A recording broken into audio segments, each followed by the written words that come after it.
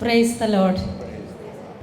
ഈ ധ്യാനത്തിൽ എനിക്ക് ഏറ്റവും അധികം സ്ട്രൈക്ക് ചെയ്ത ഒരു കാര്യം, ദൈവത്തിൻ്റെ ആ വലിയ ഔന്നത്യം. നമ്മൾ പ്രൈസ് ദ ലോർഡ് എന്ന് പറയുമ്പോൾ കർത്താവ് എല്ലാറ്റിലും അധിപനാണ്, അത്യുന്നതനാണ് എന്നുള്ള ആ ഒരു വലിയ അറിവിൻ്റെ തലത്തിലുണ്ടെങ്കിലും ഹൃദയത്തിൻ്റെ തലത്തിലേക്ക് കുറച്ചുകൂടി അത് ആഴത്തിൽ അനുഭവിക്കാനായിട്ട് അത് ഈ ധ്യാനത്തിലൂടെ സാധിച്ചു. പിന്നെ ദൈവം നമുക്ക് തന്നിരിക്കുന്ന അറിവ് ഇതെന്ന് പറയുന്നത് വളരെ എള്ളോളവുമുള്ളൂ. ബ്രദർ പറഞ്ഞു അത്. പക്ഷേ നമ്മൾ ദൈവത്തെ അറിയാൻ തുടങ്ങും തോറും നമ്മുടെ അറിവ് എത്ര പരിമിതമാണെന്നും ഇനിയും ഒരു ഓഷ്യൻ പോലെ, ഒരു സമുദ്രം പോലെ എത്രമാത്രം ദൈവത്തെക്കുറിച്ച് അറിയും തോറും ഞാൻ എത്ര നിസ്സാരയാണ്, എൻ്റെ അറിവ് എത്ര പരിമിതമാണ് എന്നുള്ളത് എനിക്ക് കുറച്ചുകൂടി ആഴത്തിൽ ബോധ്യപ്പെട്ടു.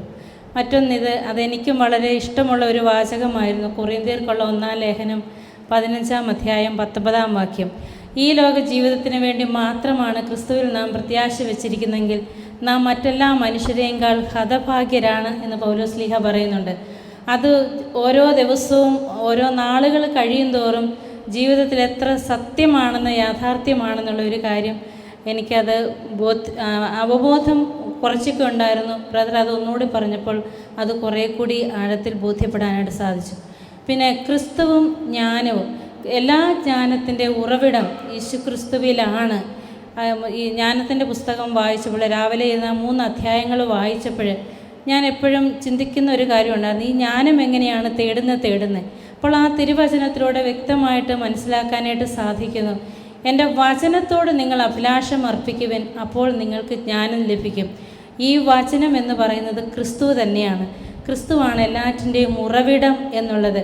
അത് തിയററ്റിക്കലായിട്ട് പറയുമെങ്കിലും കുറച്ചുകൂടി ആഴത്തിൽ അത് ഗ്രഹിക്കുവാനായിട്ട് സാധിച്ചു. പിന്നെ സങ്കീർത്തനങ്ങൾ, സമർപ്പിത വ്യക്തി എന്ന നിലയിൽ എല്ലാ ദിവസവും കുറേയേറെ സങ്കീർത്തനങ്ങൾ യാമപ്രാർത്ഥനകളിലൂടെ ഞങ്ങൾ ചൊല്ലാറുണ്ട്. എങ്കിലും സങ്കീർത്തനം കർത്താവ് തന്നെ ബ്രദറിന് വെളിപ്പെടുത്തി കൊടുത്തത് ഞാൻ എഴുതിയ ഗാനങ്ങളാണ്, നീ അത് ആലപിക്കുക എന്നുള്ളത്. അപ്പോൾ ഇവിടെ ഈ 2 സഹോദരന്മാർ വളരെ മനോഹരമായിട്ട് അത് ആലപിച്ചപ്പോൾ ഒരു ഡിവൈൻ സ്പിയറിലേക്ക് കടന്നു പോകുന്ന പോലെയുള്ള ഒരു അനുഭവം കർത്താവ് തന്നെ നേരിട്ട്. അതുപോലെ തന്നെ മറ്റൊരു പ്രധാനപ്പെട്ട കാര്യം, പെട്ടെന്ന് ഞാനതങ്ങ് വിട്ടുപോയി, എൻ്റെ മനസ്സിലേക്ക് ഒരു ഫ്ലാഷ് ബാക്ക് പോലെ വന്നതാണ്. ഇത് ദൈവത്തിൻ്റെ ആ വലിയ മഹത്വം. ഈ ലോകത്തിൽ എന്തെല്ലാം നേടിയാലും ദൈവത്തിൻ്റെ മഹത്വവും ദൈവത്തിൻ്റെ ജ്ഞാനവും അറിയുന്നില്ലെങ്കിൽ ജീവിതത്തിൽ ഒന്നും നേടുന്നില്ല എന്നുള്ള ആ ഒരു വലിയ ബോധ്യവും അനുഭവവും കുറച്ചുകൂടി ആഴപ്പെടുവാനായിട്ട് സാധിച്ചു. പിന്നെ ഒരു കാര്യം കൂടി ഉണ്ടായിരുന്നു, അത് ഞാൻ വിട്ടുപോയി. കൈയടിച്ച് കർത്താവിന് നന്ദി പറയാം.